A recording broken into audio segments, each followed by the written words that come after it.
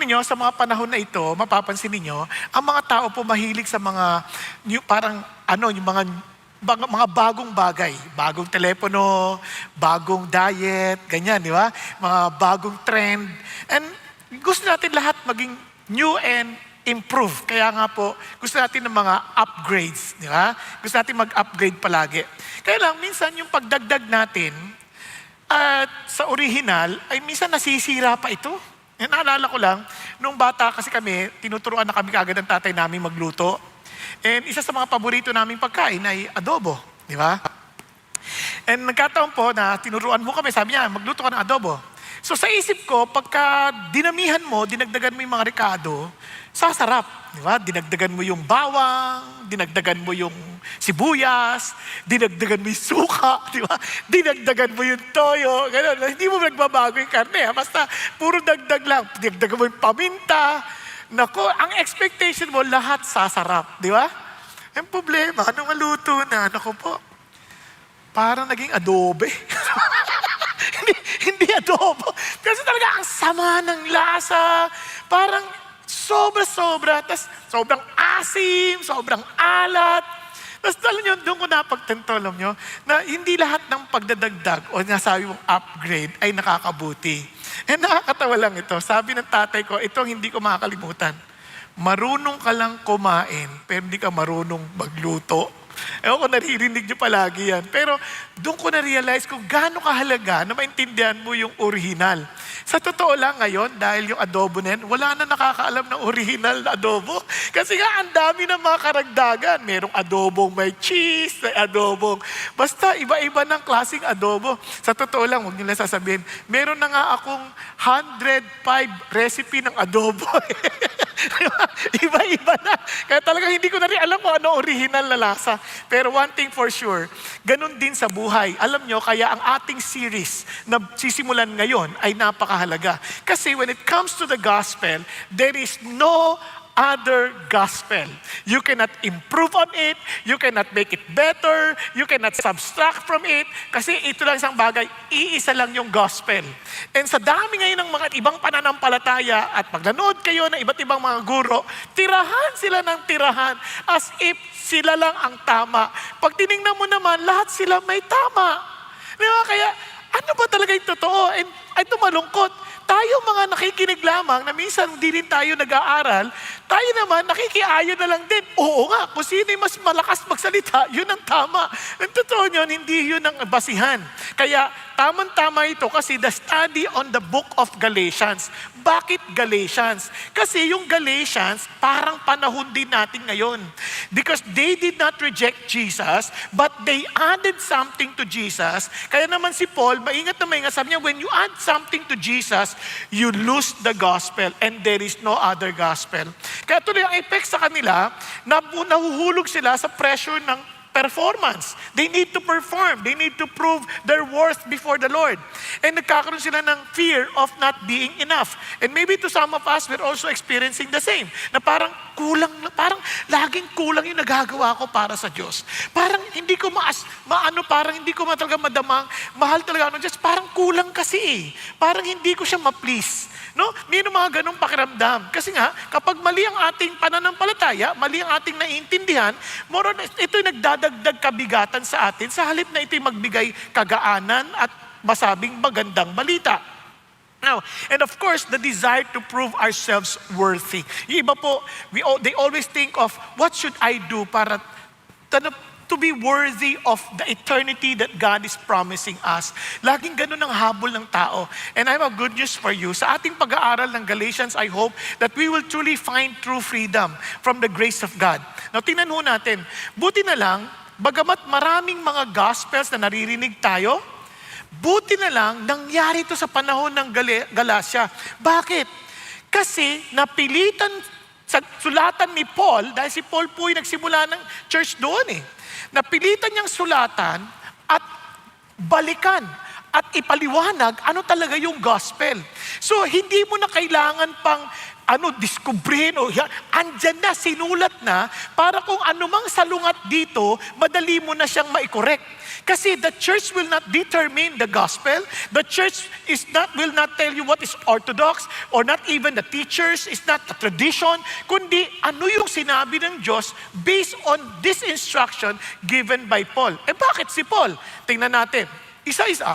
Yung book of Galatians, basically, ito po yung parang Magna Carta ng pananampalataya ng Kristyanismong summarized.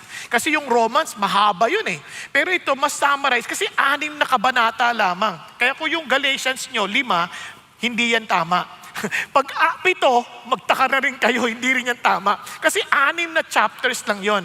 At yung unang 4 na kabanata, focusing on the doctrines. Ibig sabihin, on the precepts. Yung ano yung mga prinsipyo na ano yung pinaka-foundational truth kung bakit ito yung magiging duty or demonstration ng gospel. Ganyan lagi ang sulat ni Paul eh. Pag binasa nyo Ephesians, binasa nyo yung Colossians, Thessalonians, lagi nagsisimula, ito yung faith natin, ito yung pinaka-foundation, and ito yung effect. Okay po?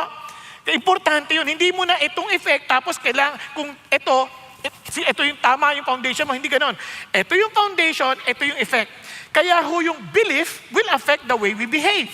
Now, kung narinig niyo na po yung idea, laging nasasabi ni Pastor Peter na yung T principle, our thinking affect our emotion, and our emotion affects our action. Naalala niyo po yun? Now, dagdag niyo po ito. Your belief affects the way you think. Okay ba yan? And obviously, it will affect the way you feel. And what you feel will affect the way you move. Bakit importante yon? Kasi kapag ang paniniwala mo hindi tama, makikita mo, mag-iiba rin yung pagkakitungo sa mga bagay-bagay. So, ibig sabihin, the way you treat people is because of what you believe. Now, tingnan nyo ha, bakit yung sinisigawan yung anak natin, kung mga magulang? Bakit may tendency tayong sigawan sila? Kasi isip nila, anak lang kita. Ganun eh. Pero hindi, mali ka. They are created in the image of God. You are to value them because they are created in the image of the Lord. They represent God. Kaya nga we treat people with value because we understand as Christians that they are and we are all created in the image of the Lord. So the way we believe, our belief affects the way we think. The same thing when we do our work, knowing that our work should be at worship to the Lord as we believe, obviously we will do our best in everything that we do to glorify Him. Tama? Pero kung isip lang natin, trabaho mo lang ito, paano magkakita mo lang ito ng pera, at may umaga, pag nalaman mo, walang pasok bukas, yes! Ang saya-saya mo kasi maniniwala mo, magkakakitaan lang yan. Pero kung alam mo, worship ito sa Panginoon Diyos, walang pasok bukas, pero praise the Lord pa rin kasi God is in control. Naku, hindi niya ibig sabihin na bilang nagbago yung attitude. Pero hindi yung parang tuwa ka na hindi ka papasok. Lagi natutuwa ka na you can be of service to somebody else. So, yung belief na yun, importante yun. Kaya naman si Paul, he want to correct this, kasi nagkakaroon ng maling pananampalataya sa Galatians. So, naisip nila, kaya kailangan niya i-discuss yung doctrine and defense of the gospel. Kasi mali na yung gospel na tinuturo sa kanila eh. Kaya na-distort na. Kaya yun ang chapter 1. Yung gospel na must be defended, kailangan tayuan natin to. Hindi natin to pag-iwawalang bahala. Then the gospel does not contradict the law. Kasi nagtatalo yan eh. Ano bang susunod natin? Yung law o yung gospel? Ano ba talaga pinagkaiba nila? And the gospel makes us children of God, and the gospel brings freedom to the Holy Spirit, and the gospel enables us to bless others. Obviously, hindi ko muna explain sa atin ngayon yan, pero make sure na ito pong bagay na to ay dapat wag nating ipagwalang bahala. Bakit? Kasi, isipin yung mabuti, this was written to the Christians who were in Galatia. Nasusundan? If the non-Christians had to always understand what the gospel is, at nung time na yan, that was written about 15 to 20 years after the resurrection of Jesus, ano pa kaya tayo ngayon? Na 2,000 plus years na ang nakalipas. Kung nung panahon na yon, 15 to 20 years away from the time Jesus Christ resurrected, nalito sila. Ano pa kaya tayo ngayon? Sa dami ng naglilipa na nagtuturo. Kaya the gospel is not only good for the non-Christians, but even for those who are claiming to be Christians. Kaya itong bagay na to, hindi natin to ipagwawalang bahala. Bakit importante yan? So, ano ba nangyari to? Kaya itong si Paul, he wrote this letter, hindi dahil sa gusto niyang patunayan na siya yung mas magaling kaysa sa ibang tao. Hindi. He understood what the gospel happened, or what the gospel did to him. At itong tao na to, he's not only explaining the ABC of Christianity, he is explaining the A to Z of Christian life, of the Christian life. Kaya ganun ka-importante ang liham na to. So may I encourage you, please read the letter. Paulit-ulit. You pray, you read, and let's discuss. Then let's discuss this together. If you have questions, obviously you cannot ask me right after the service, but you can write your questions, put them on the type box para ma-discuss natin. Basta bigay nyo lang kung paano kayo sasagutin. Baka naman isusulat nyo dyan, tapos wala nang pangalan, wala pang address. Paano kita sasagutin? Panginoon, kausapin mo siya. Di ba? Pwede gano'n, di ba? So if you want real answers and you're serious of having the answers, okay lang din tayo magkita after, kahit kung basta sabihin nyo lang sa akin kung kailan, pag-uusapan natin. Okay ba? So bakit pa itong Galatians na dali nilang malito? Kasi ito po, kung mapapansin ninyo, when Paul ministered to them, ito yung area ng Galatia, ang laki. Yung modern Turkey ngayon, most of the Turkey's territory, Galatia yan, nung panahon na yon, sobrang lawak.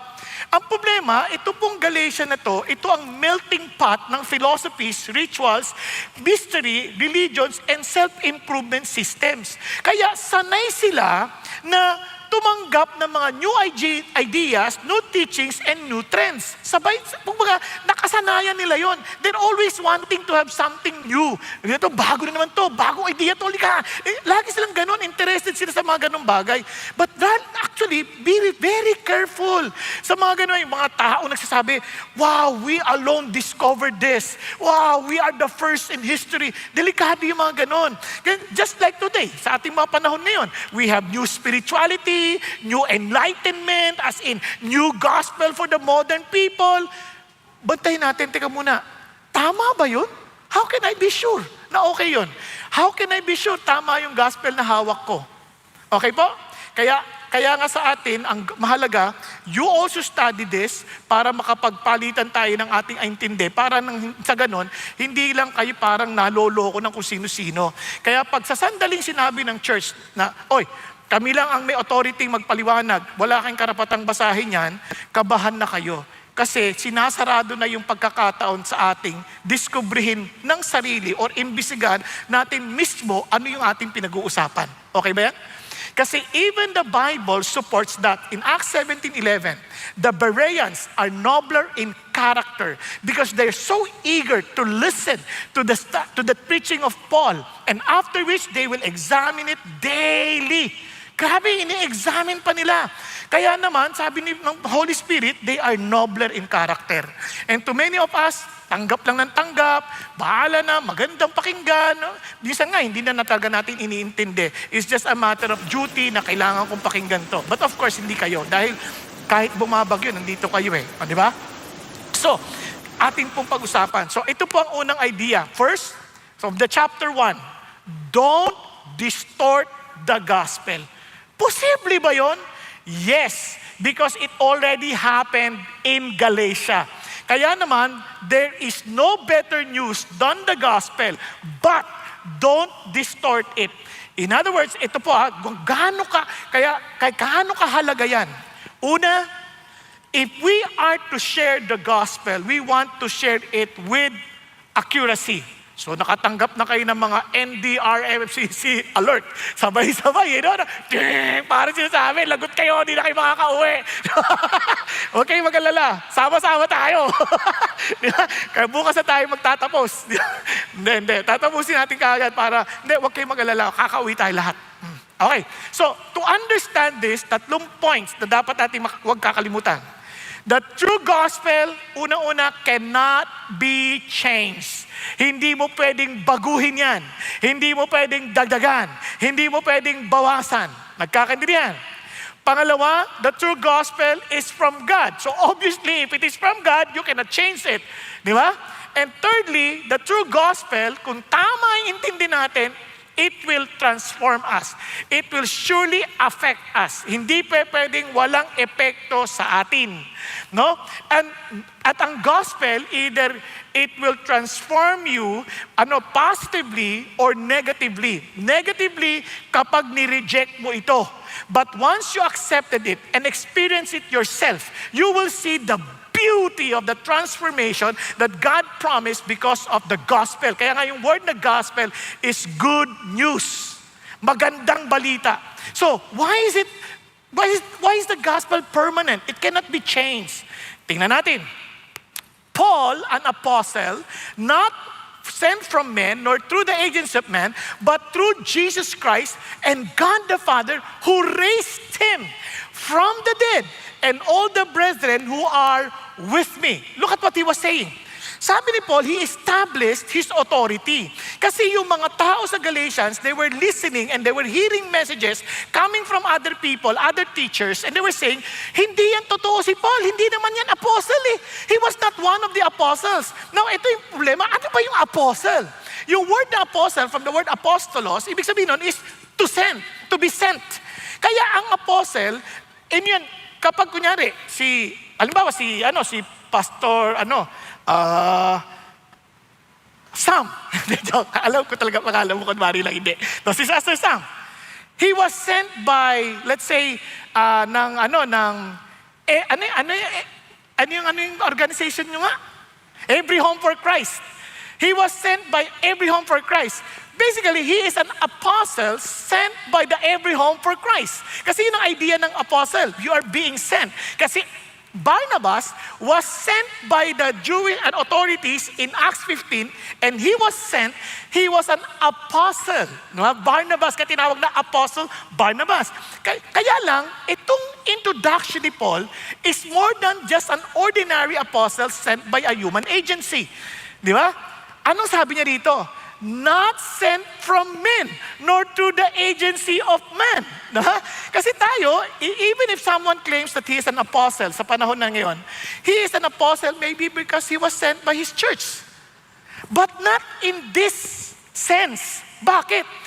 Dito sa sense na to, yung apostle, parang meron silang, they are establishing the foundation of the belief of Christianity. Because God used them, directly giving them the message, kaya ang apostles, ginamit ng Diyos to write the scriptures, to write the words, the letters that we circulated to all the churches. Now, tingnan niyo po.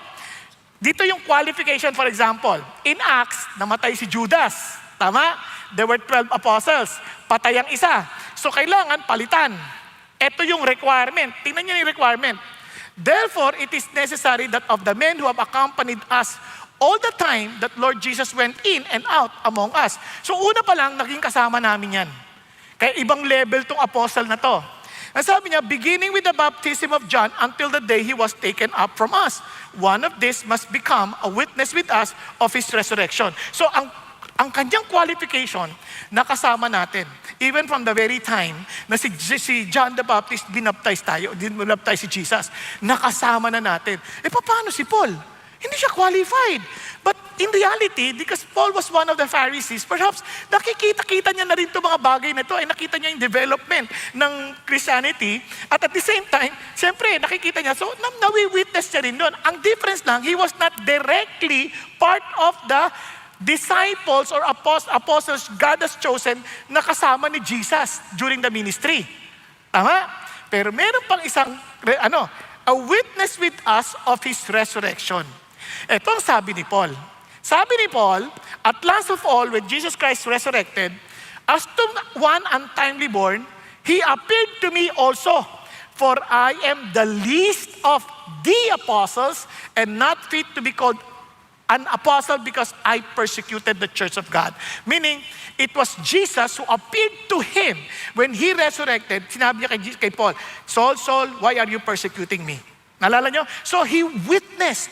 And that brought a great change in Paul, from Saul to Paul, and began to preach about the gospel to the Gentiles.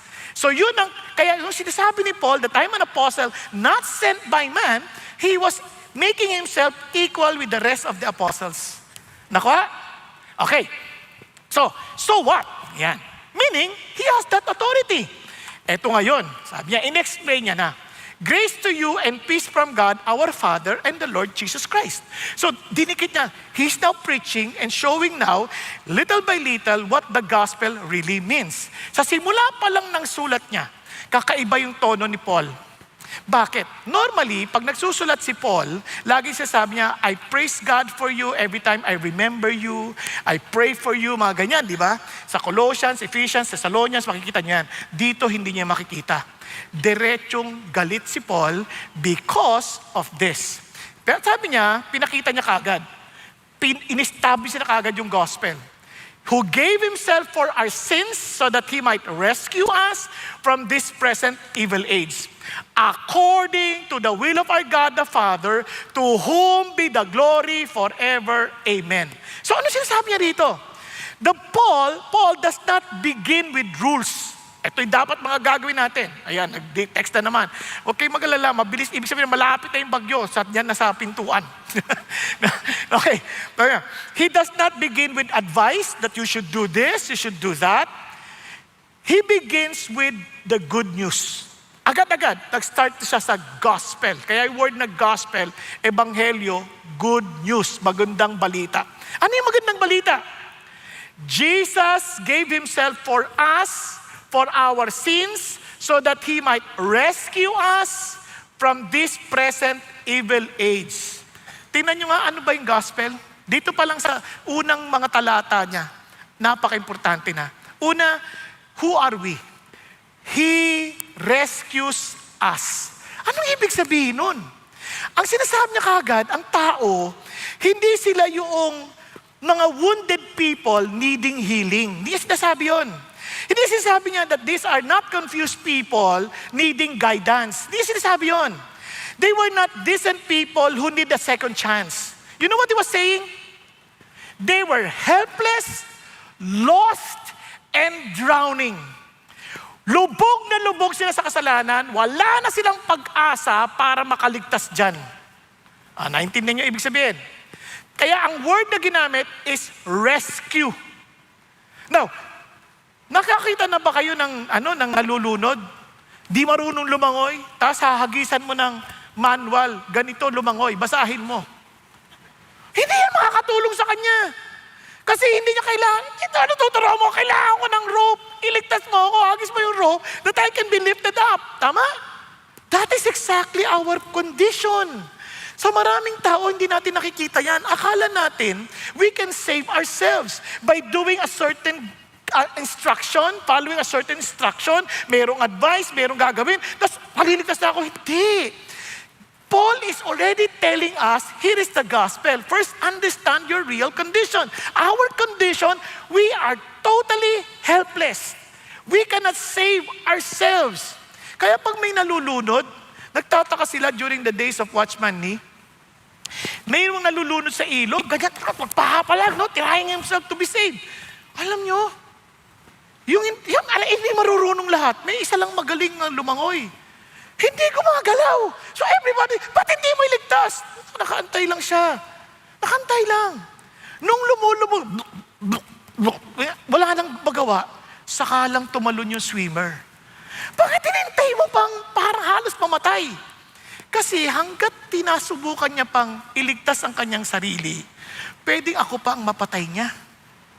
Kaya kailangan, sumuko na siya at talagang aminin niyang wala na siyang magagawa. And that's the only time I can come in and save him. Ganon ang unang idea ng gospel. Na until you have really admitted to yourself that you cannot save yourself from sin, hindi ka maliligtas. Na ano pa yung symptoms ng sin? Gusto nyo maintindihan na makasalanan tayo? Papakita ko lang sa inyo. Si Adan at Eva, when they ate the fruit of the knowledge of good and evil, prior to the eating, naked sila.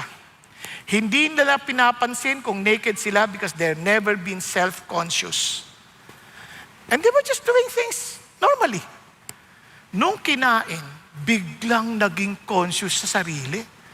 Biglang ang inisip na lagi, sarili. Napansin niyo?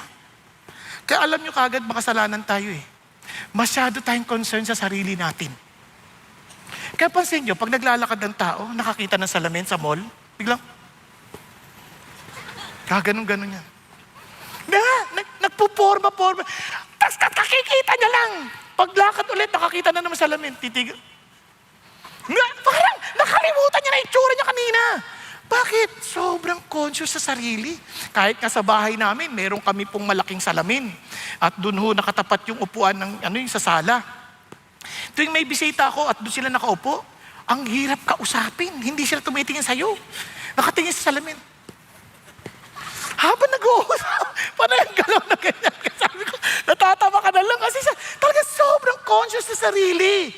Kaya yung iba nga nalilate lang sa pag-attend ng service, kaiisip ng kanilang itsura. Di ba? Talagang kung ano-ano nilagyan ng pilik mata, sumobra, ay naku, buburahin na naman, ang tagal-tagal. Tapos di ba, lahat ginagawa, maglalagay ng BB cream, ng mga CC cream, DD cream, lahat ng cream. Na pati ice cream. Talaga lahat, andyan na, cool ang dating. Lahat ilalagay. Nakakatawa. Tapos yung damit, pagsukat, ay nakakaitim, ay nakakaputi, ay nakakataba, ay nakakapayat. Ang dami ng pinili, wala na akong damit. Tapos ito na lang kaya, ay hindi bagay sa sapatos ko. Sobrang nakakapagod. Kasi lagi nating iniisip ang ating sarili. Katuloy, hindi natin maisip ano makakabuti sa ibang tao. Kaya ngayon, alam nyo, nakikita ko kung bakit pinapahintulutan ng Diyos ang patuloy na pagbaha sa ating bansa. Para naman makonsensya itong mga tao natin. Na maintindihan nila, tingnan niyo yung pinagagawa ninyo dahil sa mga ghost project na yan. Tapos akala natin sila lang may kasalanan, tayo din. Kung paano tayo sinasalaula natin yung ginawa ng Diyos, nagtatapon tayo ng basura kahit saan. Di ba? Lahat tayo may kasalanan, hindi naman lang sila. Mas malaki lang yung kanila, pero ganun pa rin, makasalanan pa rin tayong lahat. Nakuha ninyo? Hindi natin pinapansin kahit anong mga pinaggagawa nila hanggang sa mapahamak na ang maraming tao. Kaya minsan nakakaiyak, kaya sabi ko nga, Lord, miyak. Sa totoo lang, nagpe-pray ako, miyak ako para lang sa bagyo na yan. Kasi iniisip ko, Lord, bakit susunod-sunod? Bakit na lang puro ganito? Tapos bigla ako naintindihan na para makonsensya naman kayo. Diba? Parang, sa totoo lang, mas madali magtapon ng basura sa kapitbahay kaysa sarili natin mga basura. Yung mga candy lang, tingnan nyo yung mga upuan nyo dyan. Minsan may mga chewing gum pa sa ilalim eh. Diba? Christian na tayo. Hindi kayo. Sa umaga pa yan eh. Dahil Sabado. Anyway, but what I'm trying to say is this. Yun ang kondisyon natin. Kaya nga, we are the one causing problem to ourselves. Kasi yung sin na yan, grabing present evil age yan, apektado lahat eh. So who can save us? Kaya nga kung walang gospel, sino tutulong sa atin? Katulad sinasabi sa inyo, yung nagbibigay ng donation para sa mahihirap. Minsan yung nag-aayos na ng donation, pag nakita bago to, sayang. Anak, tinan mo nga. Sukatin mo nga, baka bagay sa'yo. Paltan mo ng pantalon mong luma. Ano ba, korupsyon din yun? Wala tayong pinagkaiba. Kung hindi Diyos ang magsasabi sa atin, mahihiya, hindi tayo titigil eh. Hindi tayo titigil. Pag sinabi, Lord, anak, hindi sa'yo yan. Sorry lang. Hindi na po. Kasi walang contentment ang tao dahil yan ay dala ng kasalanan. And the only person who can really help us is the truth of the gospel. Para maintindihan natin, why will I need this? I belong to eternity. I'm not here forever in this world. Bakit ako dito mag-i-invest ng maraming mga bagay na hindi ko naman madadala sa langit? Nagkakaintindihan? Now, ito pang nakita natin, mapapansin nyo, it's not only that we are hopeless. Ano sabi niya? He gave Himself for our sins so that He might rescue us. Ano sinasabi ng Lord? Parang, here is Jesus Christ. He gave Himself for our sins. He did not just die to inspire us. He died in our place. Siya'y talaga yung kinuha niya yung lugar natin. Jesus lived a life we could not live. Di ba? Talagang hindi natin kaya. He died the death that we should have died. Siya yung namatay on our behalf. Kaya nga sabi niya, itong ginawa ng Diyos. Now, we have no condemnation because He took the condemnation upon Himself. Yun ang gospel. That He might rescue us. We're not only talking about the present evil age, but even the effect of sin in eternity. We will be separated from God for the rest of eternity. But Jesus Christ took that punishment and crying out before the Lord from eternity past to eternity future na hindi sila nagkakahiwalay for the first time. My God, why hast thou forsaken me? Nahiwalay siya because He became sin on our behalf. Tayo sisigaw nun sa impyerno kapag hindi tayo naligtas. We will be shouting before the Lord, my God, why hast thou forsaken us? Whether you believe in God or not, because one day you will know that Jesus is Lord and every knee shall bow and declare that He is Lord. Kaya walang mayabang dito pagdating sa langit. Kaya naman, ang galing mo ni Jesus, ako na. Hindi mo kaya iligtas sarili mo. You have no power to save yourself. Ako na. I'll take your place. I'll die for you. Kaya nga, He Himself gave for our sins. Now sabi niya, according to the will of our God the Father. Ano sinasabi ng Lord? I am involved. Bakit? I raised Him from the dead to prove to you that I accepted His sacrifice. Na yung dapat na kinatatakutan nating kamatayan, may sagot na. May nabuhay na magmuli. Di ba kumbaga sa sakit, kapag may virus na, at lahat ay fatal yung virus, anong kailangan natin gawin? Kailangan mabakunahan tayo ng dugo ng tao na naka-overcome na ng virus. Tama? And praise God, somebody overcame death. Jesus. And yung dugo niya has to be applied to us that we can also overcome death. Yun ang ating pag-asa. Kaya, pag namatay ang Christian, sabi ng Bible, if you believe in me, because I am the resurrection and the life, you'll never die. Kaya, kapag narinig nyo, patay na si Pastor Bong, huwag kayo maniwala. Bakit? Hindi ako namatay. Lumipat lang ako ng tirahan. Absent in the body, present in the Lord. Amen? Yan, wag kayo rin. Wag, kung talagang nawakan nyo si Jesus, wag nyo isipin, hindi kaya nga iban. Ano yung pag namamatay na, parang, this is my coronation day. Yun sabi ni D.L. Moody. Tapos, wow, sabi ni Philip Heck, wow, is this dying with Jesus? How come it's so happy to live with Jesus? Di ba? Ang saya-saya. Ibang-iba sa mga expression nila. Voltaire, I am abandoned by God, I'm going to hell. Kawawang-kawawa. Sabi ni Francis Newport, dating head ng Infidel Club, na hindi naniniwala sa Diyos. Ano sabi niya? Don't ever tell me that there is no God. For I already feel His very angry presence. Don't ever tell me that there is no hell. For I'm already feeling my feet sleeping to its fire. Kaya meron pong reality na yun na doon tayo niligtas ng Diyos and praise God because the Father was pleased. Wow! Binuhay siya magmuli. At ang pinakamaganda sabi niya, to whom be the glory forevermore. Amen. Binigyan niya ng kagandang summary. Kaya sabi niya, because you cannot rescue yourself, you cannot even take any credit na naligtas ka because of yourself, because of your merit, because of what you did, because of your promises. Wala. Because everything was because of God. Nagkakaintindihan? Kung maintindihan mo kaligtasan, wala tayo doong ambag. Si God lahat ang gumawa. Naunawaan po. Kasi wala na eh. We need to be rescued. Yun ang summary. Kaya if we are to summarize the gospel, ito yun. The gospel is the good news. Wow! Bakit? That when we were unable to save ourselves, Jesus rescued us by taking our place. The Father accepted His finished work and now offers us grace and peace, not because we earned it, but because He loves us. If we are to make it shorter, the gospel is Jesus doing for us what we could never do for ourselves. Sa Tagalog, ang magandang balita ay ang ginawa ni Jesus na hindi natin kayang gawin. Naunawaan po natin. Kaya kung naintindihan natin yung gospel, hindi natin ito pagpapalit kahit kanino. Kaya alam niyo agad yung taong ligtas. Imposible siyang malungkot eh. Ngayon masasabi lang, paano yung depression?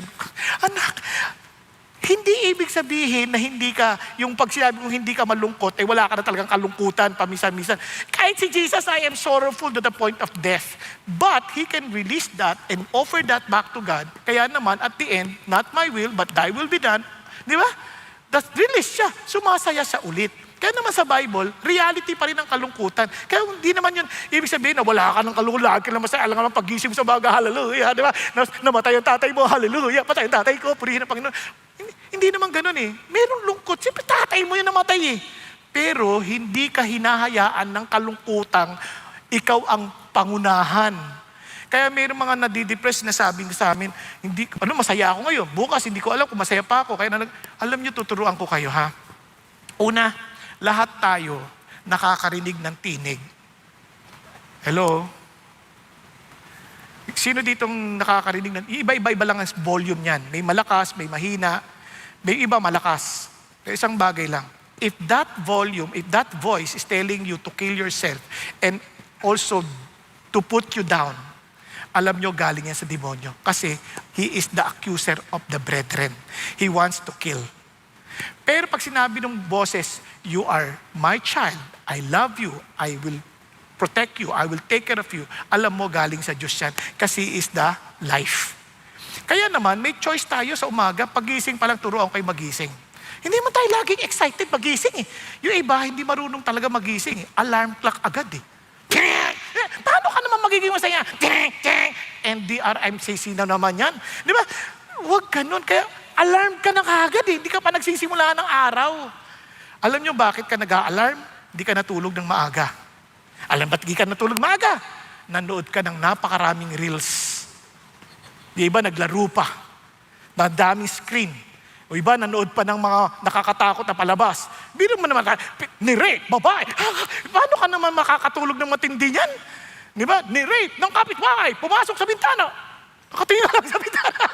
Wag, kailangan matuto ka rin matulog agad. Pahinga ka, 30 minutes before, matutulog ka, wala ng screen. Okay ba? Tapos, magpasalamat ka sa Diyos sa buong maghapon at matulog ka na. Dahil alam mo, when I'm afraid, I put my trust in the Lord. Amen?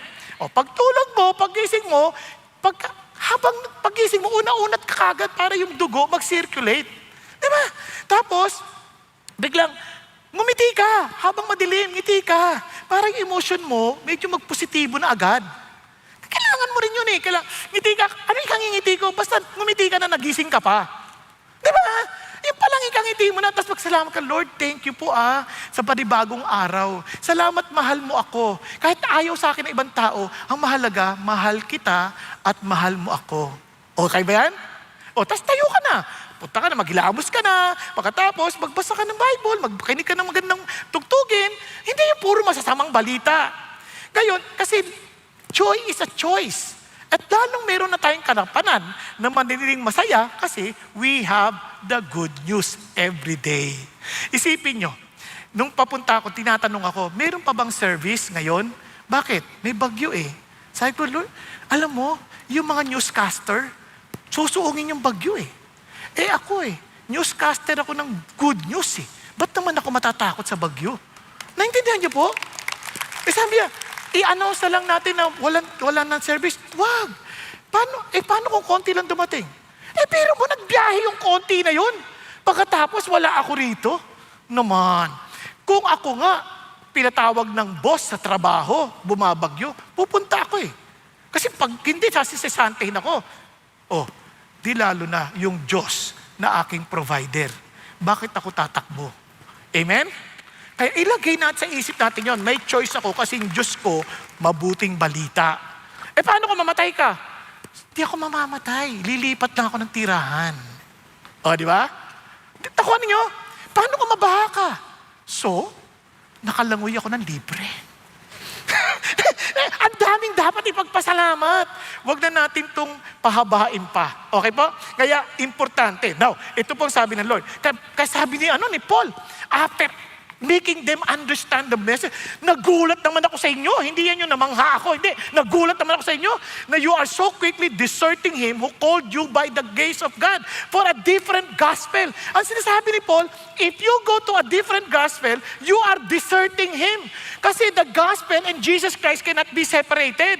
Kaya pag hindi itong gospel, dinistort mo yan, nako, Para mo na nang dinesert si Jesus, iniwan mo si Jesus, tinanggihan mo si Jesus. Kasi sabi niya, kaya huwag mong i-distort yung gospel kasi it is rejecting Jesus Himself. Now, hindi lang yun. Sabi niya, which is really not another. Sabi niya, only there are some who are disturbing you and want to distort the gospel of Christ. Yung word na distort, hindi lang pervert, kundi you are reversing. Binabaligtad mo lahat. Yung ginawa ni Jesus, binaliwala mo. Yun ang sinasabi niya. Kaya when you distort the gospel, binabaliwala mo lahat ng ginawa ni Jesus para sa atin. Kaya hindi ho yan biro. We should never, never, never distort the gospel. Bakit? Dinagdagan pa. Tingnan mo sabi ni Paul, but even if we, sinama niya yung sarili niya. Sabi niya, or an angel from heaven should preach to you a gospel contrary to what we have preached to you, he is to be accursed. Hindi ko pwedeng baguhin, hindi pwedeng baguhin ng sino man. Kaya sabi niya, kasi kapag binago ko, itong effect ng distorting the gospel, susumpain ako. Your eternity is at stake. Kaya tayo, we are asked by God to preach the gospel. Kung hindi natin alam, paano na? Kaya we need to take this seriously. Kasi isipin mo, kung mali pala itong pinaniniwalaan ko, tinanggihan ko na si Jesus, in all honesty and sincerity, tinanggap ko si Jesus. Pero yung pala, tinanggihan ko pala, dahil lang hindi ko alam yung gospel. Di ba? At susumpain pa ako, paano na yan? Hindi, kaya wag nating ipagwalang bahala ang gospel. We should never take that for granted. Inulit pa niya, an angel, paano kung may magpakita sa iyo anghel? It's a wow, supernatural. Grabe, totoo to. At ang sinabi, sumunod kayo sa akin, mag-pray kayo ng 10 panalangin na ganito para maligtas kayo. At ipasa niyo ang panalangin na ito na mapagpala kayo. Isama niyo pa ang mga 10 pa para nang sa ganun, pagpapalain kayo ng Panginoon Diyos. Kahit anghel pa yan, kung iba yung tinuturo niya, hindi yan karapat-dapat pakinggan. Kasi alam niyo, isang tukso sa atin, pag nakakita na tayo ng mga miracles, nakakalimutan na natin yung katotohanan. Hello? Biruin mo, nakita ko, kalbo, pinag-pray, nagkabuhok. Iba yan, totoo yan. Tinigil kayo, kahit si Stevenson, kaya magpabuhok. Kaya hindi yan sikreto. Dinidikit lang. Pwede na. Pero totoo to ha. Baka magtaka kayo. Kasi iba sinasabi, lagi may nagsasabi sa akin, Pastor, wig ba yung buhok mo? Hindi po, totoo po ito. Nagkataon lang, tumubo talaga. Pero ito, what I'm trying to say is this. Hindi miracle ang basihan ng ating pananampalataya. Hindi supernatural lamang, kunit si Jesus ang katotohanan. Because I am the way, the truth, and the life. No one can come to the Father except through me. Tingnan niyo pa kung bakit importante yung gospel. As we have said before, so I say again now, if any man is preaching to you a gospel contrary to what you received, he is to be accursed. Dapat yan sumpain. Grabe, no? Nakakatakot. Kaya po, kaya siniseryoso natin ang bagay na ito. Remember this, you are not deserting the church, you are not deserting the doctrine, you are not deserting the tradition, you are deserting Jesus Himself. Kaya yung gospel, a distorted gospel, is not a gospel at all. Yun ang sinasabi ni Paul. Kaya sinasabi ni Paul na a distorted gospel brings condemnation. Kaya naman marami sa atin, because of the wrong understanding of the gospel, we become anxious, we become, yung parang full of guilt, full of shame, fear of not being enough. Where there is self-salvation, there is always condemnation. But where there is Christ, there is rest. Amen? Kaya pagka sa Panginoon, alam mo may pahinga ka. Hindi mo kailangan to prove anything to God. Yung iba kasi, gusto nilang patunayan sa Diyos. Kaya pag sinabi mo, God, punta ka na, sama ka sa amin. Punta tayo kay Lord. Hindi pa ako ready. Pag ready na ako, anong ibig mo sabihin ng ready ka na? Pag talagang mabait na ako. Ikaw ba maliligo ka bago ka maligo? Sino dito naliligo bago maligo? Meron ba? Diba? Walang taong naliligo bago maligo. Kaya ka nga lumalapit sa Diyos, alam mo marumi ka eh. Kaya lumalapit ka, para linisan niya tayo, iligtas niya tayo. Hindi yung parang magpapakalinis muna ako bago ako lumapit. Ba't ka palalapit kung kayang palang linisan ng sarili mo? Ang problema, hindi natin kayang linisin ang ating mga sarili. Kaya, Ayun ang sinasabi ng Panginoon Diyos. Now, so, at sabi, kaya tingnan nyo, for now, kasi sa panahon ngayon, parang andali nang baguhin yung gospel eh. Kasi sa dami na nga pong mga taong ika-cancel ka na lang, magagalit sa'yo, alam nga magbago ka na ng iyong tayo dahil lang sa sinabi nila. Hindi. Sabi niya, am I now seeking the favor of men or of God? If I'm striving to please men, if I were still trying to please men, I would not be a bondservant of Christ. Wala tayong karapatan. Kung ang tao ang ating pinagsisilbihan, di servant tayo nila. Servant tayo ng Diyos. Hindi tayo servant ng sino man. Kaya kahit disagree ka sa akin, wala naman ako magagawa. Basta ang mahalaga, ikaw din. Alamin mo ang katotohanan. Okay po tayo? Kasi nga, at the end of the day, hindi ikaw ang judge ko, si Lord pa din. Hindi ako ang judge mo, si Lord pa din. Okay tayo? Kaya, let us always look to that. Kaya, tinan nyo ha, kaya why we must not distort? If we change the gospel, we depart from Christ Himself. You cannot keep Jesus and lose the gospel. A changed gospel is no gospel at all. If you add anything to grace, you lose grace. A false gospel leads to spiritual bondage and anxiety because now you must be on your own Savior. Parang ganito yan. Nawalan ka ng internet. Tumawag ka sa internet provider. Ma'am, wala akong internet. Ganun ba? O sige, bisitahin mo ang aming website para malaman mo instruction paano maayos. Wala nang internet! Naintindihan ninyo? Ganun din po ang kaligtasan ng Diyos. Wala kang magagawa dahil wala kang ang koneksyon. But Jesus came down to save us. Amen? That's the gospel. So, ngayon, di lalong hindi mo mababago kasi the gospel is from God. Look at what Paul said. Sabi niya, for I would have you know, brethren, that the gospel which was preached by me is not according to man. Hindi to galing sa tao. Sabi niya, for neither I received it from man. Hindi ko nakuha to sa tao.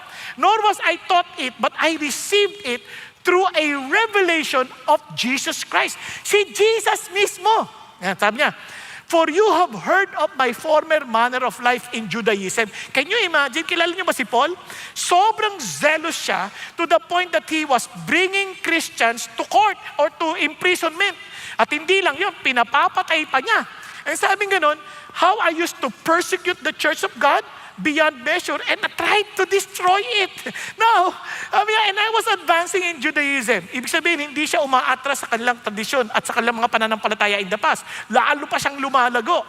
Many of my contemporaries among my countrymen being more extremely zealous for my ancestral tradition. Lalong mas expert ako kaysa sa mga kasabayan ko. Ano sabi niya? But when God, who had set me apart, even from my mother's womb, and called me through His life, was pleased to reveal His Son in me so that I might preach Him among the Gentiles, I did not immediately consult with flesh and blood. What have you noticed? When God was pleased to reveal Himself to me, alam nyo, itong malaking bagay, no? Alam, itong ganda sa gospel. Hindi tayo ang naghanap dyan eh. Siya ang nagpakita sa atin. Tingnan nyo mabuti. Minsan hindi nga natin alam na kailangan natin ng rescue eh. Hindi natin alam kung ano problema natin. Basta we just try to figure out, siguro may problema lang ako psychologically, siguro may problema lang ako mentally, siguro may problema lang ako. Hindi. Ang problema natin, we are separated from God. And maliban ipakita sa atin ng Diyos yun, hindi natin maintindihan eh. Kasi sabi niya, nung nireveal ni God sa akin, kaya minsan kahit anong share mo sa isang tao, kahit pinaliwanag mo na from Genesis to Revelation, hindi talaga nila makuha. Talaga sabi niya, it doesn't make sense. Laging ganon. Hindi lang yun, aawayin ka pa. Kaya doon ko lang naintindihan, alam mo, kahit ang gabo-labo na ng buhay nila, kahit ang gulo-gulo ng buhay nila, pagpipilitan pa rin lang tama sila. Kahit walang kaayusan ng buhay. Tapos sinasabi mo na yung solusyon, ayaw pa rin lang paniwalaan. Kasi nga, unless the Lord reveals Himself to us, hindi natin maintindihan ang gospel. And God was pleased. And alam niyo yung ginawa niya, tinasabi niya, from my mother's womb, pinrepare na ako ng Diyos. Alam niyo bang hindi aksidenteng nandito kayo? Bakit? Ang dami gusto pumunta pero natakot sa bagyo. But God chose you. For what reason? Para maintindihan niyo, hopefully, yung gospel. Tama ba? Because He loves you. He cares for you. He wants you to be saved. At ganun din sa mga nakikinig online. Huwag kang tumayo. Ibig sabihin, baka paluto ka na, bigla mo narinig yung gospel para paalala sa'yo ng Diyos. Unahin mo ko. At sa totoo lang, may mga tao, biro mo magpapakamatay na, nakarinig ng mensahe ng Diyos. Nakakilala sa Diyos, hindi na nagpakamatay. Di ba nakakatuwa yung ganung mga kwento? Mga mag-asawang maghihiwalay na. Naayos dahil nakita lang ang Diyos. Naayos sila. Hindi makita ng ibang tao yun. Paano naayos sila? Ikikwento nila, hindi nila maintindihan. Until the Lord opens their eyes. I did not immediately, para masigurado ko, hindi muna ako nag-consult sa ibang tao. At kanino man, sabi niya, nor did I go up to Jerusalem. Hindi muna ako nagpunta ron dahil alam ko sila yung aking inuusig eh. To those who were apostles before me. But I went to Arabia and returned once more to God. Sinetel ko muna to sa Diyos. Usap tayo, Lord.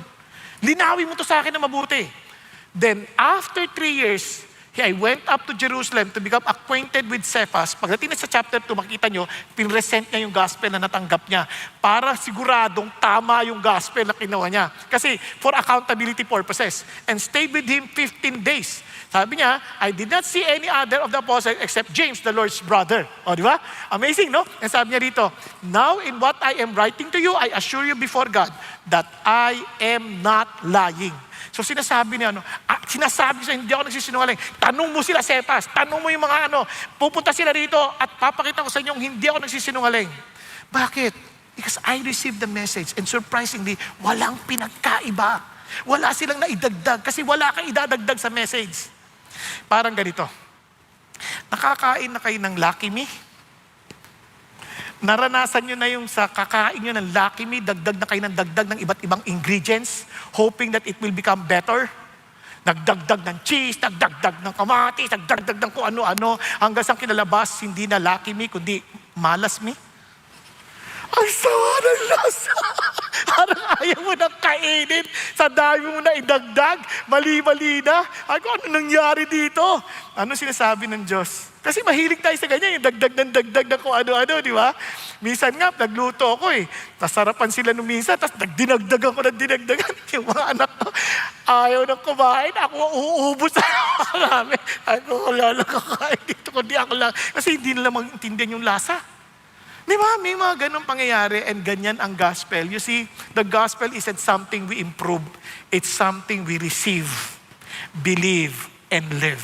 Kaya wag na wag kayo mag-invento ng gospel. Pinapasa lang yan. Wag na wag kayo maniniwala, kami lang nakakita nito. Na yung gospel nagsimula sa Pilipinas, manigas kayo. Hindi nagsimula sa Pilipinas. Nagsimula kay Jesus yan. Sa Old Testament pa lang, pinakita na ng Diyos yan. Nakuha natin? Kaya hindi yan nagbago. Hindi yan nagbago, kaya ingat na ingat tayo na parang dito umusbong yung propeta tapos kung saan nanggaling, dito nagsimula yung gospel na yan. Hindi yan totoo. Kasi ang gospel, tinanggap natin yan. And Jesus, ang gospel plus nothing equals everything. But Jesus plus anything equals nothing. Hindi mo yan mababago. Hindi mo yan pwede baguhin because it came from God. Nagkakandidihan? Kaya po, maging warning ni Paul, I'm afraid that as the serpent deceived Eve by his craftiness, your minds will be led astray from the simplicity and purity of devotion to Christ. Talagang si Christ lang, walang halo. For if one comes and preach another Jesus whom we have not preached, pwede pala yun, ibang Jesus? Yes. Si Jesus plus. Yan, may kasama. Laging may kasama. Pag may ganun, tatakot ka na. Whom we have not preached, or you receive a different spirit which you have not received, or a different gospel which you have not accepted, you bear this in mind beautifully. Kaya nga ang warning ng Lord, even among teachers, kaya ako dito ako takot lagi, kasi we will be judged stricter. We will receive a stricter judgment, kaya ako, I'm making it a point, kahit sinisigurado ko, kinoconsult ko ang marami, pati sa kasaysayan, ito ba talaga yung pinasa? Ito ba talaga yung pinasa? Nagkakaintindihan and we praise God kasi may Bible eh.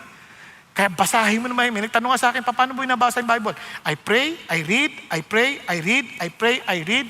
Then, saka ako kinukuha yung mga observation, tapos tinatry kong interpret, tanungin anong cultural background nito, tapos pagkatapos nun, pray ulit, tapos ita-translate, tapos saka ako titingin sa commentary. Saka lang ako titingin sa commentary. Bakit?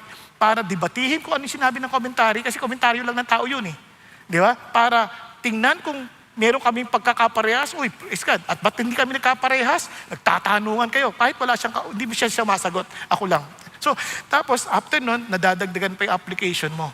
So, hindi ka nakabatay sa commentary, nakabatay ka sa Espiritu ng Diyos na patuloy mong pinabasa paulit-ulit hanggang sa ipakita ng Diyos sa atin kung anong gusto niyang ipaharap. Tingnan nyo, kasi I.W. Tozer, ginaya ko po yun eh. Pag nagbabasa ng Bible, nakaluhod, Lord, turuan po ninyo ako.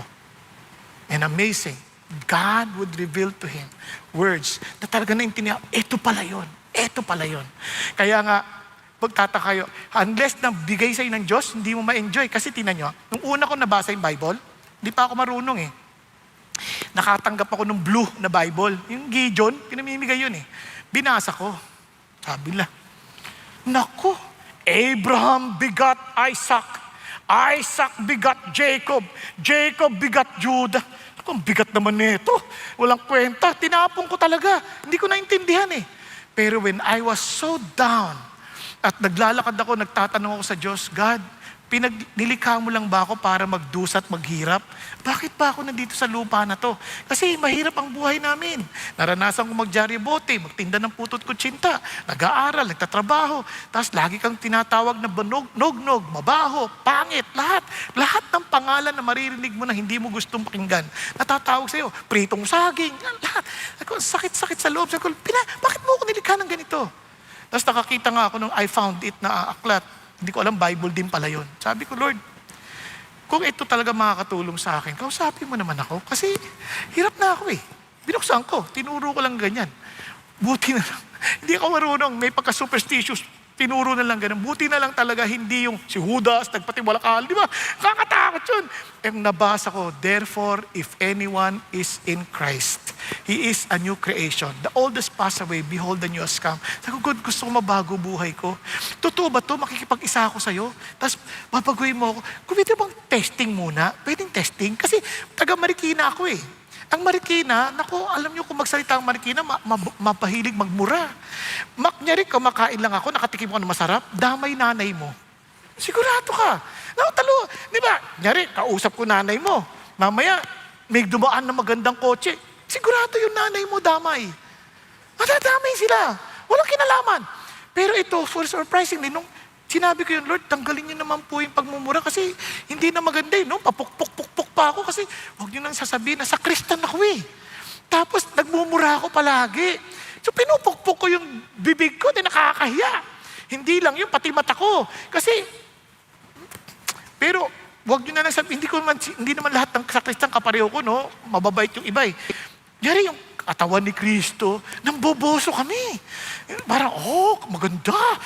Alam niyo yun, magandang katawan. Nakakahiyang sabihin. Ganun kami. Kaya sabi ko, Lord, tulungan mo naman ako.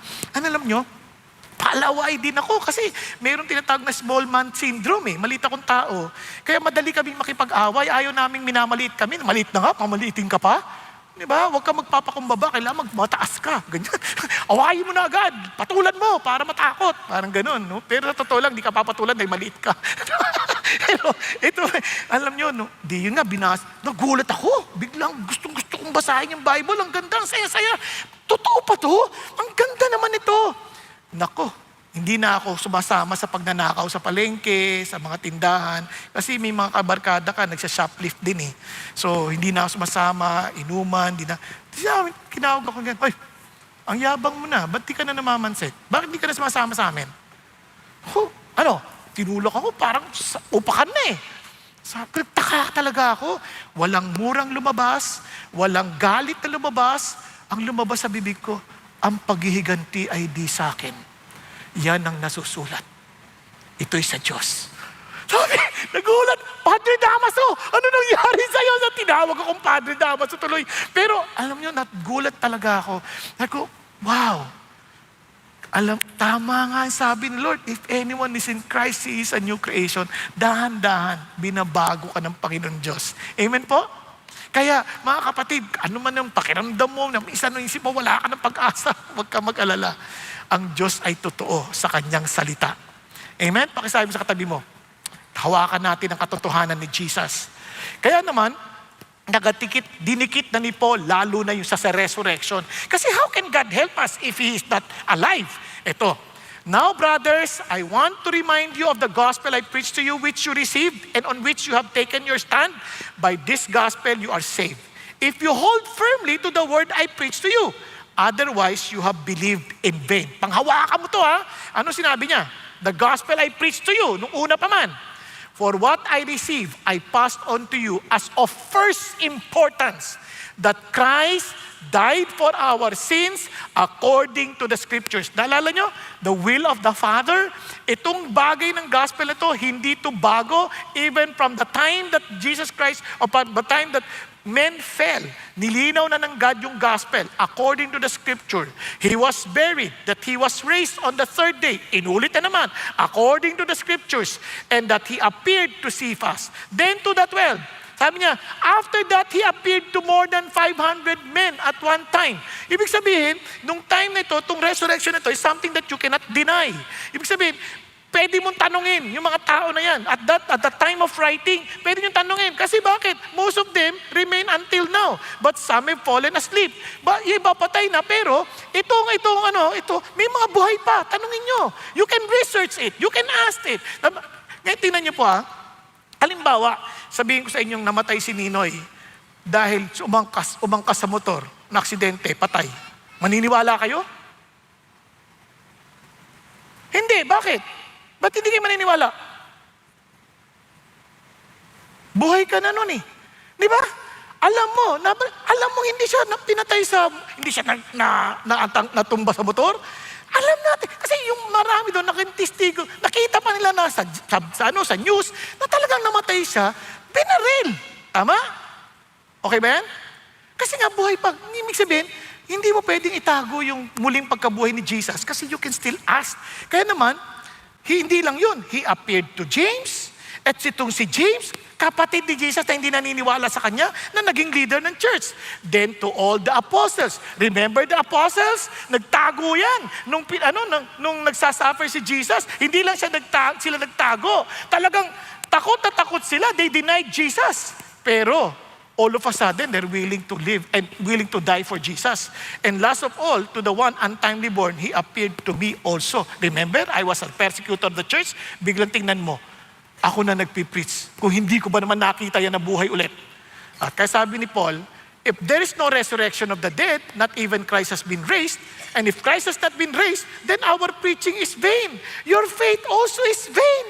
Kaya sa lahat ng pananampalataya, ito lang ang pananampalataya na yung pinaka nagsimula, buhay. Halimbawa lang, nasa daan ka. Sabi nga ng isang pastor, nasa daan ka.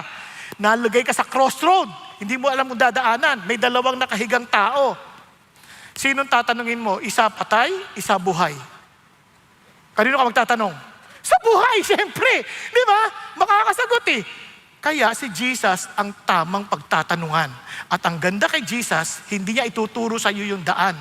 Ako ang daan, sabi ni Jesus. Ang punto niya, hindi mo kailangan malaman kasi kahit alam mo, hindi ka makakapunta. Susunduin kita. Dadalhin kita sa aking palasyo. O, di ba? Yun ang ginawa ni Jesus. Ako mismo magdadala sa iyo sa tatay ko. Yun ang, kaya buti na lang, buhay siya. Amen po? Kaya dahil kung buhay siya, it proves Jesus is who He claims to be. It validates the true gospel message. It guarantees our forgiveness and salvation as He claimed. It assures us that there is life after death. It proves our faith is grounded on history and not myth. Problema mo na yan pag hindi mo pa yan pinag-isipan. Isipin niyo ito mabuti ha. As farther we are from the time that it transpired, the more evidences we get to prove that He indeed rose again from the dead. Amazing! Now, tingnan niyo po. Kaya ho si Lord Darling, Chief of Justice ng England, alam mo, sabi niya, there exists such overwhelming evidence, positive and negative, factual and circumstantial, that no intelligent jury in the world could fail to bring in a verdict that the resurrection story is true. Ito, kasi ang alam nyo, sa science kasi, you have to redo it. Hindi mo lang pwedeng i-redo yung death at resurrection, no? But you can find the truth through evidences. Kumbaga parang legal way of, parang legal way of proving something. So, ganun ang ginagawa nila. Ang sabi niya, Sabi ni John Singleton Copley, Attorney General yan ng Great Britain, Solicitor General of British Government, may alam niya. Sabi niya, I know pretty well what evidence is and I tell you such evidence as that of the resurrection, for that resurrection has never broken down yet. Now, sa modern times, ito, kilala nyo na to, si Attorney Lee Strobel. Hindi ito naniniwala sa Diyos. Pero yung asawa niya, naniwala sa Diyos, nagbago. Sabi niya, anong problema ito? Kaya ang kanyang background, Master of Studies in Law from Yale Law School, former investigative journalist and legal editor for the Chicago Tribune, Pulitzer Prize-winning journalist. Inaral niya, inimbestigahan niyang mabuti. Kaya, sabi niya sa kanyang aklat, The Case for Christ, the resurrection is the supreme vindication of Jesus' divine identity and his inspired teaching. It's the proof of his triumph over sin and death. It's the basis of Christian hope. It's the miracle of all miracles. It's the foreshadowing of the resurrection of his followers. Sarap. Kaya naman, naging mananampalataya din si Lee Strobel. Kaya mapapanood niyo po yung kanyang pinagawa niyang pelikulang The Case for Christ. Di ba? Nakakatuwa. Marami pa yan. Si John Lennox, Oxford mathematician. Ano sabi niya? Christianity is a faith that is built upon evidence. It invites investigation, not blind leap, not empty tomb, and the eyewitness testimony are not legends. Sabi niya, they are historical claims that demand an explanation. You cannot explain the explosion of early Christianity without the resurrection. Nothing else matches the data. And look what he said. I believe Jesus rose from the dead because the historical evidence makes the resurrection the only explanation that fits the facts. He doesn't believe in the resurrection because he's a Christian. He is a Christian because the resurrection actually happened. Di ba? Kaya alam nyo, hindi nyo pagsisisihan dahil alam nyo itong pinaniniwalaan natin, mapapanghawakan natin kasi historically supported. Kaya naman, kung si Jesus talagang nabuhay na magbuli, Tim Keller beautifully said, sabi niya, then you have to accept all that He said. The issue is not whether you like what He said or not. It is not whether you agree or disagree with what He said, but whether He rose from the dead. Hindi ikaw determina kung anong totoo, si Jesus. Hindi church, hindi tao, hindi ako, hindi sino mang judges, si Lord. Kasi siya lang ang nabuhay na magmuli. Amen? Kaya huwag mo sabihin, hindi ako nag-agree sa kanya. Wala ka nang magagawa, buhay siya. Ikaw, bahala ka. Parang ganun lang naman ang buhay. No? Kaya naman, sinasabi ko sa inyo, anong sinasabi ng Diyos sa kaligtasan natin? For by grace, you have been saved. Patuloy, na talagang tuloy-tuloy yan. You have been saved through faith, and this is not of yourself. It is the gift of God. Basahin natin mabuti. Not as a result of works, so that no one may boast. For we are His workmanship created in Christ Jesus for good works, which God prepared beforehand so that we would walk in them. Naintindihan natin? Exam. Let's see. Ang hindi makasagot ang tama, hindi uuwi. Based on that passage na binasa natin, anong tamang sagot dito? Faith in Jesus equals salvation. Faith in Jesus plus good works equals salvation. Faith in Jesus equals salvation that leads to good works. Isang beses lang magtataas ang kamay, ha? Now, para sigurado tayo, uulitin nating basahin para may kodigo tayo. For by grace, you have been saved. Sa biyaya ng Diyos, ikaw ay nangaligtas sa pamamagitan ng pananampalataya. Hindi ito dahil sa iyong sarili. Hindi ito ay regalo ng Diyos. Hindi ito resulta ng iyong ginawa upang hindi ka magmalaki. Dahil tayo ay masterpiece. Ibig sabihin talaga, masterpiece, special na gawa ng Panginoon Diyos. Nilikha ni Kristo Jesus para gumawa ng mabuti na siyang hinihanda ng Diyos para ito ay ating lakaran. Okay ba yan? Okay, based on that, nabasa niyo na, exam. Sino ang naniniwala na ang ibig sabihin ng passage ay ito, kung mathematical expression? A, B, at C. Sino nagsasabing A? Okay. Sino nagsasabing B? C. Sino nagsasabing C? Allah. Alright. So may ilan na hindi uuwi. Tingnan ninyo. Ulitin ko ha. Faith in Jesus equals salvation. Paanong nangyari? Ito ha, balikan natin. Kung ikaw ay naligtas na, hindi ayon sa ginawa mo, sabi niya, ngayon, ito ang magiging resulta. Binabalik tayo sa pinaka-disenyo ni Jesus na gumawa ng mabuti. Kasi nung nakasalanan tayo, naging makasarili tayo. Hindi natin iniisip para sa ibang tao. Nung naligtas na tayo, bumalik tayo sa original design natin to be a blessing to others. Tama? Okay. So, mukhang malabo yung A. Tama ba? Yung B, lalo malabo. Kasi sabi niya, hindi ito resulta ng iyong ginawa. Tama? Ngayon, eto, ang faith in kay Kristo, ang resulta niyan, kaligtasan na nagdudulot ng mabubuting gawa. Okay tayo? Anong tamang sagot? Yung hindi nakatama, okay lang. At least nakita natin kung saan natin itutuwid ang ating pagkakamali. Amen po? Now, kaya yun ang problema ng Galatians, faith in Jesus plus circumcision plus the Pharisaic law equals salvation. Yun ang kanilang intindi. And God was saying, mali yung gospel mo. Kaya kung isa-summarize natin, ang true gospel, salvation by grace through faith in Christ alone. Hindi natin yan resulta ng gawa natin. Christ's finished work is sufficient. Transformation centered on Christ. Kaya yung distorted, anything na salvation by faith in Christ plus, huwag natin, plus. Ano yun, may dagdag mo dyan. Hindi tama yan. Christ's work is not sufficient, needs human effort. Yun ang sinasabi natin. No transformation, at kung iba kasi naniniwala na, Christian na ako, pinatawad na ako ng Lord, pero walang pagbabago sa buhay, distorted gospel yan. Centered on man, ang tawag nun, legalism. Kaya, ang totoong gospel, it transforms. How did we know that? Tingnan nyo. Then I went into the regions of Syria and Cilicia. Sabi niya, I was still unknown by sight to the churches of Judea. Hindi pa siya kilala, which were in Christ. Kaya naman, at only they kept hearing, lagi na naririnig sa chismis, sa rumors, na he who once persecuted us is now preaching the faith which he once tried to destroy. Posibleng makakalat agad dyan. Alam mo ba, yung nagpe-persecute sa atin, yung mga nanguhuli ng mga kapatid natin na nagpapakulong, Christian na, at sinishare yung gospel sa iba. Di na kumakalat yung kwento.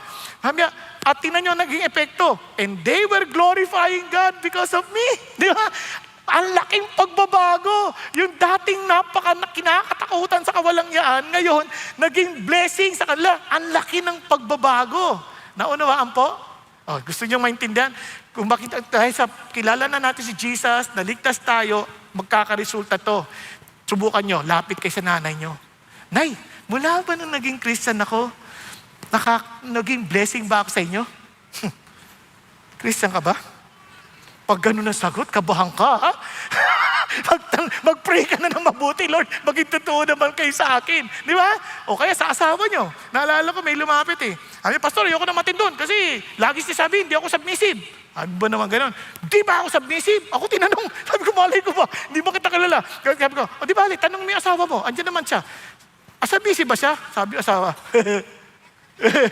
Alam mo na. Hindi ko kailangan maliwanag. Kaya gusto niyo malaman kung submissive kayo, punta kayo sa asawa niyo. Sweetheart, submissive na ba ako dahil kay Jesus? Di ba? Tapos yung mga lalaki naman, tanongin niyo naman yung asawa niyo, naging loving ba ako sa'yo? Di ba? Okay ba yan? Punta kayo sa teacher niyo. Ma'am, nung naging Christian ako, ano sa palagay niyo? Okay ba ako? Naging masipag ba akong estudyante dahil kay Jesus? Ayun, alam niyo na. Huwag niyo nang lokohin ang inyong sarili. Pag hindi naman, huwag kayong mag-alala. God is just waiting for you to really say, Lord, I need you. Di ba? Hindi ka naman niya kinukundin. Kaya ka pinapunta rito para marinig mo itong mga bagay na ito eh. Tandaan ninyo ha, kaya nagtatransform yan, itong warning ni Lord. Beloved, I felt the necessity to write to you appealing that you contend earnestly for the faith which was one for all handed down to the saints. Pinasa na. For certain persons have crept in unnoticed. Those who were long beforehand marked out this condemnation. Ungodly persons who turned the grace of our God into licentiousness. Ginawa nilang lisensya sa kasalanan, yung kaligtasan na tanggap nila kay Lord. Paano? Mali ang intindi nila. Kasi pag tinanggap mo si Lord, dahil siya yung Panginoon mo, He is now your Master and Lord Jesus Christ. Hindi ikaw magdidikta at magsasabi kung ano tama at mali. Babalik ka kay Jesus. Ano ang tama at mali kay Jesus? Nagkakaintindihan? Hindi, dito ba ako, Lord? Hindi ikaw magdidesisyon. Si Lord ang magdidesisyon para sa iyo. Kasi the idea, nung sinabi ng Lord ng kasalanan, do not eat the fruit of the knowledge of good and evil. Sinasabi ni God, let me determine to you what is good and evil. Don't decide on your own. Eh, ang tigas ng ulo ng tao, kinain yung prutas by saying, Lord, wag mo kami pakialaman. We will discern on our own. It's rebellion against God. Now that you belong to God, balik ka na ulit sa original design. Let me determine to you what is good and evil. Amen? And that's really part of the reality of Christianity. Now, let me end.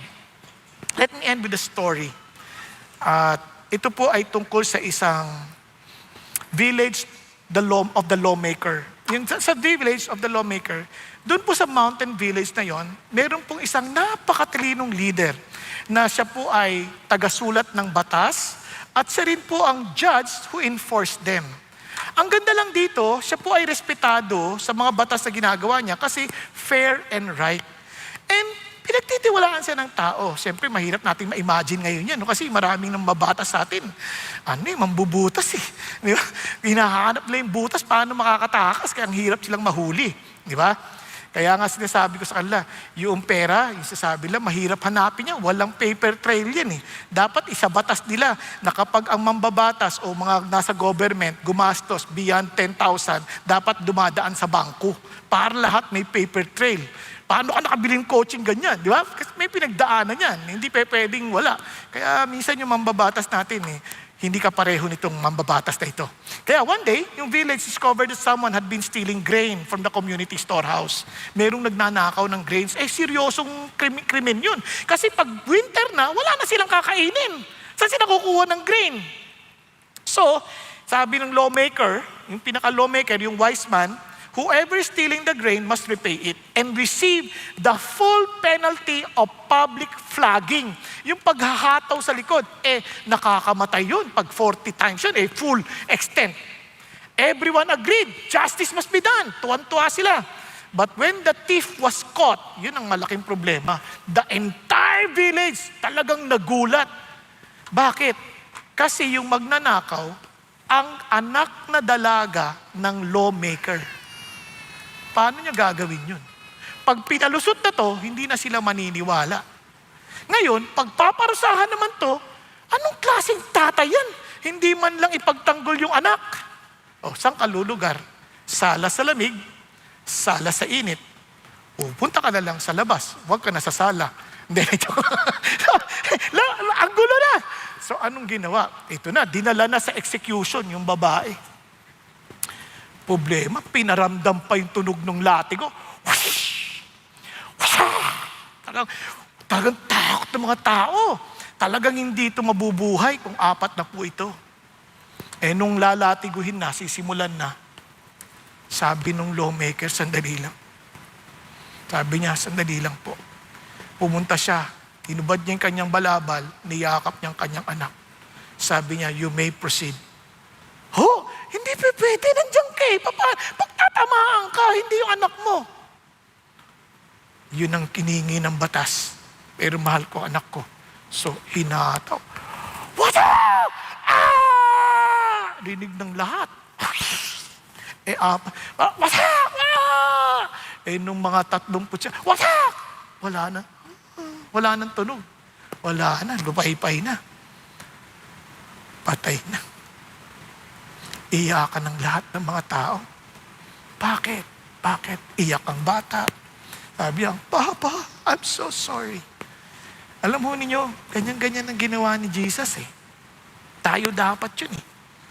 Pero He took the punishment of our sins to Himself. Kasi ganyan tayo kalawak niya kamahal. Ganito kita kamahal, anak. I'm willing to stretch out my hand for you. Kaya lang, it's now up to us. Kumbaga, kung tatanggapin mong kailangan mo ng rescue, pwede mo namang hindi aminin na kailangan mo. Pero Kung aaminin mo, yung kabayaran na yan ay para sa'yo. Tayo pong lahat ay yumuko at pumikit sandali. Mga kapatid, alam niyo sa maraming tao, hindi nila iniintindi kung anong kanilang naranasan. Kasi di naman nila intindihan pa sa ngayon. Pero what God is saying us is this.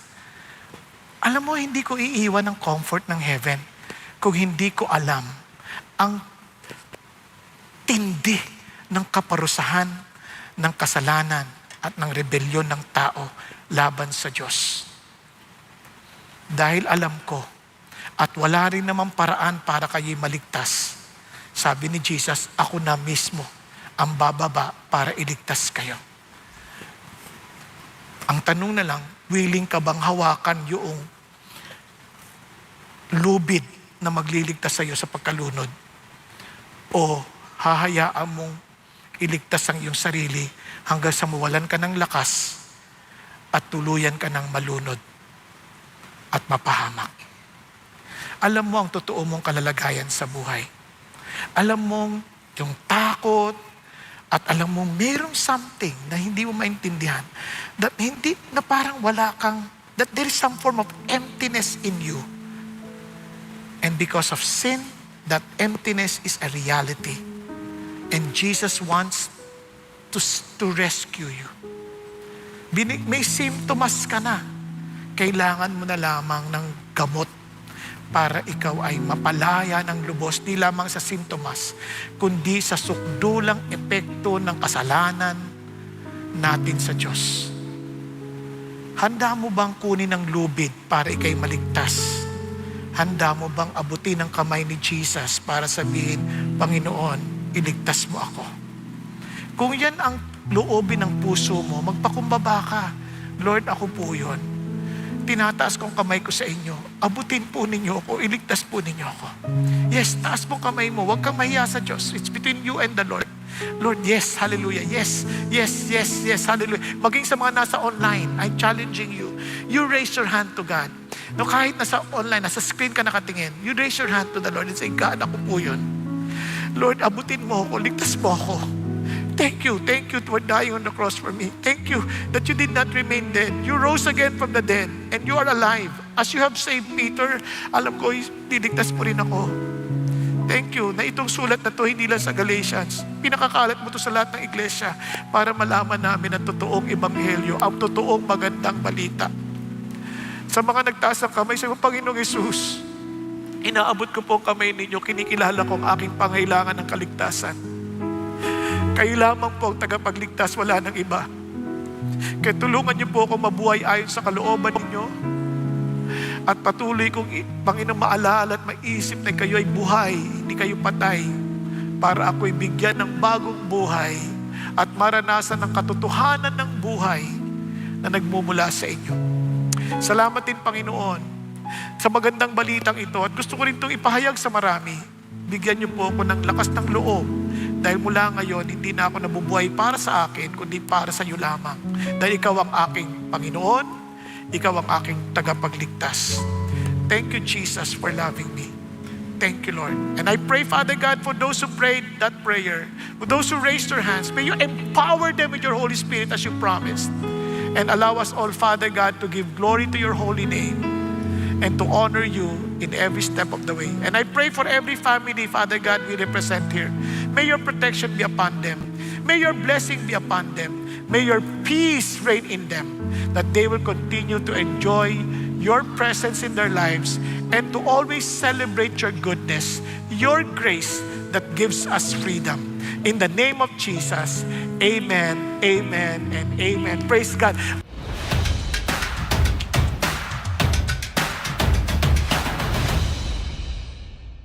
Magandang araw, Sisa family. Welcome to Sunday Fast Track, where we ask real-life questions and we give you biblical truths. Ako po si Patrick Estacio mula sa Big Singles Ministry at kasama po natin ang ating butihing pastor, Pastor Bong Saking, upang sagutin ang inyong mga katanungan. Pastor Bong, magandang araw po. Magandang araw, Patrick. Maraming salamat po sa inyong mensahe kanina. Salamat din po rin ng Panginoon Diyos. Opo, at para po sa unang katanungan, Sa dami ng tinuturo ngayon, hindi lamang sa mundo kundi sa Christianity in general. At sa dami rin po ng denominations, paano natin malalaman kung ano talaga ang totoo? Ayan. Alam nyo, kahit bagamat marami pong mga denominations kumakalat sa ating daigdig, isang bagay na dapat nyo maintindihan, may mga mensahe, kumbaga mayroong fundamentals ang Christianity na hindi mo pwedeng basagin, hindi mo pwedeng baguhin. Pero sa mga non-essentials na bagay, minsan nagkakaiba-iba talaga tayo dahil sa may mga cultural differences din tayo sa pagtanggap ng mga mensaheng na yon. For example, may mga bagay na angkop sa mga Hentil at hindi angkop sa mga Hudyo. Ganun pa man, may mga fundamentals. Ang basic fundamentals, siyempre una-una, sino si Jesus Christ sa atin? Kasi siya yung sa Kristyanismo Without His resurrection, lahat ng ating pananampalataya useless. Kaya importante yon. Naniniwala ba tayo na si Jesus ay nabuhay na magmuli? At kung nabuhay siya na magmuli, ibig sabihin, pinagtitibay niya yung kanyang claims kung sino siya. Na everything He claimed about Himself, ay yun yung bagay na hindi natin pwedeng ipagwalang bahala. Kinlaim niya na siya lang ang tagapagligtas. Kinlaim niya na walang ibang paraan to go to the Father except through Him. Kinlaim niya na mayroong buhay na after life here on earth, may buhay sa kabilang sa eternity, whether eternal death or eternal life. Kaya siseryosohin natin 'yon. Pag sinabi niyang ayaw niya ito, sundin natin yung gusto niya kasi sinabi niya 'yan Kasi ang epekto ng gospel, hindi natin gagawin 'yon para makamtan natin yung kaligtasan. Yaman din lamang naligtas tayo, sumunod tayo ngayon sa kanyang kagustuhan. Kaya prutas 'yon, yung pagsunod sa Panginoon instead of a way to earn salvation. Yan. Kaya gusto malaman sino si Jesus sa buhay mo. Yan. Maraming salamat, Pastor Bong, sa pagsagot ng aming unang katanungan. Para sa ikalawang katanungan, Pastor Bong, wala ba talagang ambag ang ating mabubuting gawa sa ating buhay na walang hanggan? Alam mo, yung tanong na yan ay napakaganda. Kung ang pinag-uusapan natin ay kaligtasan, walang ambag ang mabubuting gawa. Kasi ang kaligtasan, talagang dahil lang kay Kristo. Kaya nga, tayo ay convicted criminals na. Kumbaga, for the wages of sin is death, di ba? But the free gift of God is eternal life. So, kung ikaw ay convicted criminal, you're just waiting for the final execution, which is death. No? And ang bait ng Diyos, kasi, ang tanging paraan lang na para maligtas ka dyan, bigyan ka ng pardon. Dahil just si God, si Jesus ang umako ng kaparusahan para tayo ay maligtas. Now, anong role ng mabuting gawa? Yun ang resulta ng kaligtasang ating natanggap na ibalik tayo sa original design natin to do good works. Di ba? Kasi when we were created, tayo ay magsisilbi sa lahat ng creation ng Diyos. So, binalik niya tayo sa ganung purpose. Kaya alam niyo yung kasalanan, napakamakasarili, lagi nakasentro sa sarili. But the moment you realize na ikaw ay ligtas na, pinatawad ka ni Kristo, dito iniisip mo na ngayon, paano ka magiging pagpapala sa ibang tao. Alright, maraming salamat, Pastor Bong, sa pagsagot ng aming katanungan. And that's it for CCF Sunday Fast Track. God bless everyone.